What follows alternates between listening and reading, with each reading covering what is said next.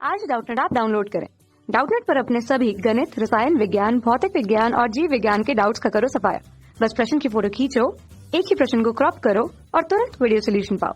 अभी डाउनलोड करें। क्वेश्चन हमारे पास है कथन और कारण में। कथन कहता है कि उपग्रह के अंदर जल को संवहन के द्वारा नहीं उबाला जा सकता, जबकि कारण ये है कि भारहीनता की स्थिति में गर्म तरल पदार्थ में जो गति होती है वो संभव नहीं होती है। ठीक, तो हमें देखना होगा कि कथन और कारण में क्या संबंध होंगे। पहला कहता है कि कथन और कारण दोनों सही हैं और कारण कथन का सही स्पष्टीकरण देता है। दूसरा कहता है कि कथन और कारण दोनों सत्य होते हैं लेकिन कारण कथन का सही स्पष्टीकरण नहीं देता। तीसरा है यदि कथन सत्य है और कारण असत्य, और चौथा कथन एवं कारण दोनों असत्य होते हैं, ये कहा जा रहा है। ठीक, तो यहाँ पर सबसे पहले हम बात करेंगे संवहन की। संवहन की प्रक्रिया क्या होती है और किस तरह से होती है।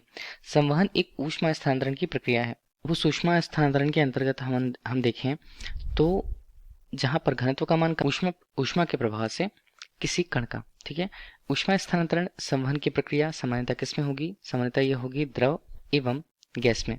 ठीक है, क्योंकि इसमें क्या होता है, इसमें जो कण होते हैं वो अपने स्थान से स्थानांतरित हो सकते हैं। तो कणों के स्थानांतरण के द्वारा अगर ऊष्मा का स्थानांतरण हो तो उसे हम द्रव और गैस के संगत पर संवहन की प्रक्रिया कहते हैं। ठीक है, अब देखिए माध्यम तो वहां पर होंगे, द्रव एक माध्यम है, गैस एक माध्यम है, वहां ऊष्मा का स्थानांतरण हो रहा है।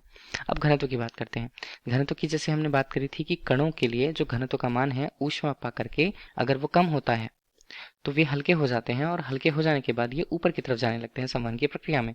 ठीक है, अब ऊपर के जो कण हैं उनका स्थान लेने के लिए वो नीचे की तरफ आते हैं। ठीक है, अब जिनके लिए घनत्व का मान ज्यादा है फिर से ये भी ऊष्मा प्राप्त करेंगे और ऊष्मा प्राप्त करके फिर से ये ऊपर की तरफ जाने लगेंगे और उनका स्थान लेने के लिए कोई अधिक घनत्व वाला कण जो है वो आते जाएगा। तो इस तरह से ये प्रक्रिया चलती जाएगी। ठीक है, तो ये होती है संवहन की प्रक्रिया।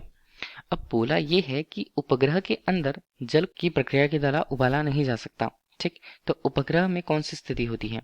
देखिए, उपग्रह किसी भी ग्रह के लिए जो उसके उपग्रह होते हैं वो उसके गुरुत्वीय क्षेत्र पर स्थित होते हैं। गुरुत्वीय क्षेत्र पर ऐसे जगह जहां पर उसका जो गुरुत्वीय प्रभाव होता है वो काफी कम होता है। ठीक है, लगभग हम उसे क्या कहते हैं? लगभग हम उसे भारहीनता की स्थिति कहते हैं। जिस तरह से किसी वस्तु के लिए अगर हम ग्रह से तुलना करें तो ग्रह में उस वस्तु का कुछ एक निश्चित भार होता है, तो उसे अगर हम उपग्रह पर ले आए तो वो भारहीनता की स्थिति पर होगा, मतलब उसका भार नहीं हमें समझ में आएगा। ठीक है, तो इस तरह से जो स्थिति आती है उपग्रहों में तो होता यह है भारहीनता की स्थिति है।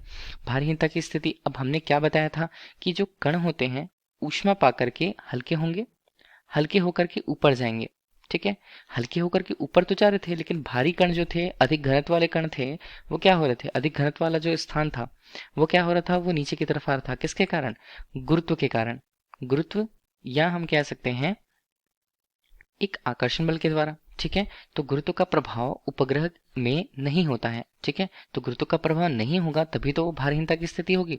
और इस स्थिति पर अगर हम ये कहें कि संवहन की प्रक्रिया के द्वारा जल को हम उबालें, जिस तरह से हम किसी ग्रह पे करते हैं या पृथ्वी पर करते हैं उसे ही उपग्रह पर जाकर करें, तो ये संभव नहीं है। तो जो दिया हुआ है कथन वो बिल्कुल सही है।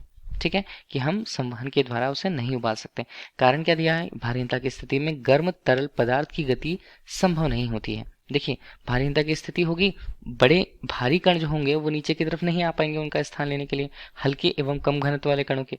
ठीक, इस तरह से कथन सही दिया हुआ है, कारण भी उसका सही दिया हुआ है, कथन कारण का सही स्पष्टीकरण भी देता है। तो ऑप्शन ए यहाँ पर क्वेश्चन का राइट आंसर रहेगा। Thank you. कक्षा 6 से 12वीं से लेकर नीट, IIT, JEE वो एडवांस के लेवल तक 1 करोड़ से ज्यादा छात्रों का भरोसा। आज ही डाउनलोड करें डाउटनेट ऐप या व्हाट्सएप करें अपने सारे डाउट्स 8400 400 400 पर।